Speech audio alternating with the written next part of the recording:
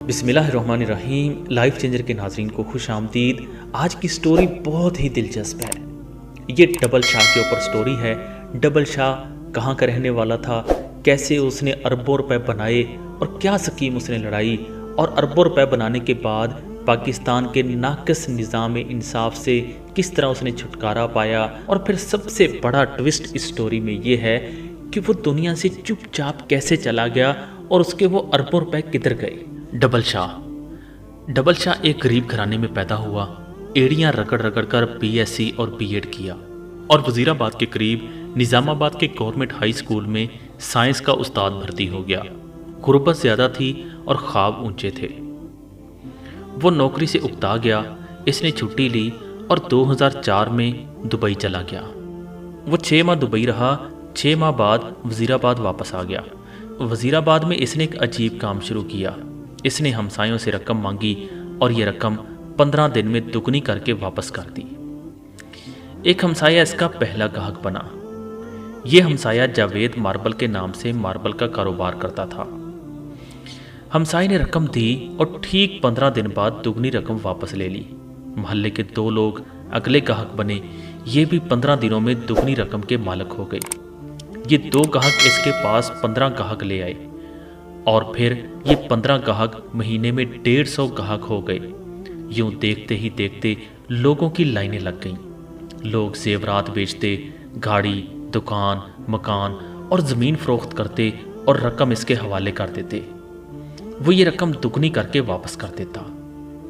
یہ کاروبار شروع میں صرف نظام آباد تک محدود تھا، لیکن پھر یہ وزیر آباد، سیالکوٹ اور گجرانوالہ تک پھیل گیا، اور دیکھتے ہی دیکھتے یہ معمولی سکول ماسٹر ارب پتی ہو گیا۔ یہ کاروبار 18 ماہ جاری رہا۔ اس شخص نے ان 18 مہینوں میں 43,000 لوگوں سے 7 ارب روپے جمع کر لیے۔ جب کاروبار پھیل گیا تو اس نے اپنے رشتہ داروں کو بھی شامل کر لیا۔ یہ رشتہ دار سمڑیال، سیالکوٹ، گجرات اور گجرانوالہ سے رقم جمع کرتے تھے۔ 5% اپنے پاس رکھتے تھے اور باقی رقم اسے دے دیتے۔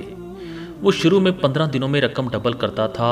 یہ مدت بعد ازاں 1 مہینہ ہوئی اور پھر 2 مہینے اور آخر میں 70 دن ہو گئی۔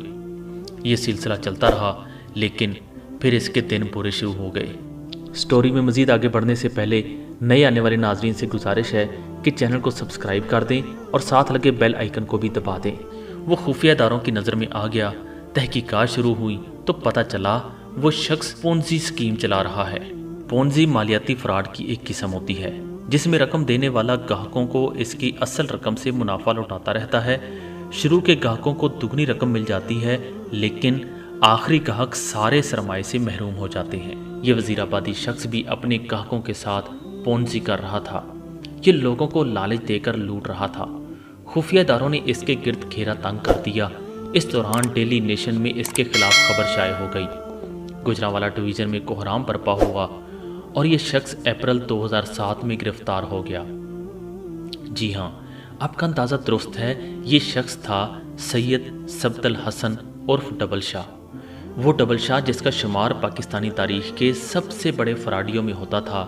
اس نے صرف 1.5 سال میں 3 اضلاع سے 7 ارب روپے جمع کر کے دنیا کو حیران کر دیا۔ اب آپ اس شخص کی چالاکی ملاحظہ کیجیے۔ یہ 2007 میں نیب کے شکنجے میں آ گیا۔ نیب نے اس کی جائیداد، زمینیں، اکاؤنٹس اور سیف پکڑ لیے۔ یہ رقم 3 ارب روپے بنی اور اس نے یہ 3 ارب روپے چپ چاپ بخوشی نیب کے حوالے کر دیے۔ ڈبل شاہ کا کیس چلا۔ اسے 1 جولائی 2012 کو 14 سال قید کی سزا ہوئی۔ جیل کا دن 12 گھنٹے کا ہوتا ہے، چنانچہ ڈبل شاہ کے 14 سال عموماً 7 سال تھے۔ عدالتیں پولیس حراست، حوالات اور مقدمے کے دوران گرفتاری کو بھی سزا سمجھتی ہیں۔ ڈبل شاہ 13 اپریل 2007 کو گرفتار ہوا تھا۔ وہ عدالت کے فیصلے تک 5 سال قید کاٹ چکا تھا۔ یہ 5 سال بھی اس کی مجموعی سزا سے نفی ہو گئے، پیچھے رہ گئے 2 سال۔ ڈبل شاہ نے محسوس کیا 4 ارب روپے کے عوض 2 سال قید مہنگا سودا نہیں، چنانچہ اس نے پلی بارگین کی بجائے سزا قبول کر لی۔ جیل میں اچھے چال چلن، عید، شبرات اور خون دینے کی وجہ سے بھی قیدیوں کو سزا میں چھوٹ مل جاتی ہے۔ ڈبل شاہ کو یہ چھوٹ بھی مل گئی، چنانچہ وہ عدالتی فیصلے کے 23 ماہ بعد جیل سے رہا ہو گیا۔ ڈبل شاہ 15 مئی 2014 کو कोट लखपत जेल से रिहा हुआ तो साथियों ने गेट पर इसका इस्तकबाल किया। ये लोग इसे जुलूस की शक्ल में वज़ीराबाद ले आए। वज़ीराबाद में डबल शाह की आमद पर आतिशबाजी का मुजाहरा हुआ।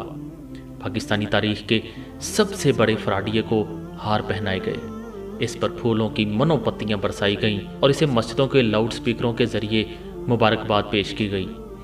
वो हर लिहाज से कामयाब साबित हुआ। वो स्कूल टीचर था, वो माशरे का तीसरे दर्जे का शहरी था। इसने फराड शुरू किया और 18 माह में 7 अरब रुपए का मालिक बन गया। नैब ने इसे गिरफ्तार कर लिया। वो गिरफ्तार हो गया। नैब एड़ी चोटी का जोर लगाने के बावजूद इससे 4 अरब रुपए नहीं निकलवा सका। सजा हुई, वो बड़े आराम से सजा भुगत कर बाहर आ गया। इसने कैद के दिन भी जेल के अस्पताल और सेकंड क्लास में गुजारे। इसे जेल में तमाम सहूलतें हासिल थीं। चुनाचे वो जब रिहा हुआ तो वो मुकम्मल तौर पर क्लियर था। इसने ना तो किसी को कुछ अदा करना था और ना ही पुलिस और नैब इसे तंग कर सकती थी। ये 4 अरब रुपए अब इसके थे। ये इस रकम का बिला शिरकत गैर मालिक था। एक साबिक स्कूल टीचर के लिए 4 अरब रुपए की रकम कानून के ख़जाने से कम नहीं थी। वो वज़ीराबाद से लाहौर शिफ्ट हुआ और दुनिया भर की सहूलियत के साथ शानदार ज़िंदगी गुजारने लगा। लेकिन अब अल्लाह का निज़ाम भी मुलाहिज़ा कीजिए। सैयद सबतुल हसन शाह उर्फ डबल शाह को रिहाई के 16 माह बाद अक्टूबर 2015 में लाहौर में हार्ट अटैक हुआ। ये पंजाब इंस्टीट्यूट ऑफ कार्डियोलॉजी ले जाया गया। इसकी तबीयत थोड़ी सी बहाल हुई, ये घर आया, लेकिन फिर ये शख्स 30 अक्टूबर 2015 को इंतकाल कर गया। ये शख्स 4 अरब रुपए का मालिक होने के बावजूद दुनिया से चुपचाप रुखसत हो गया। डबल शाह की सारी बेनामी जायदाद, खुफिया अकाउंट्स, कैश, रकम, फैक्ट्रियाँ और प्लाजे दुनिया में रह गए और वो खाली हाथ अगले जहां चला गया। वो जायदाद, वो रकम, वो प्लाजे और वो खुफिया अकाउंट्स आज कहाँ हैं? दुनिया का माल दुनिया के कुत्ते चाट गए। ये क्या है? ये हमारी ज़िंदगी, हमारे ना ख़त्म होने वाले लालच और हमारी लामुतनाही हिर्स की असल हकीकत है। हम इंसान अपने गिर्द लालच के वसी दीवार बनाते हैं। हम माल जमा करते हैं, हम दूसरों की उम्र भर की कमाई लूटते हैं और कारून की तरह ख़जाने बनाते हैं, लेकिन आखिर में हम चुपचाप दुनिया से रुखसत हो जाते हैं और यह माल दूसरों के काम आ जाता है।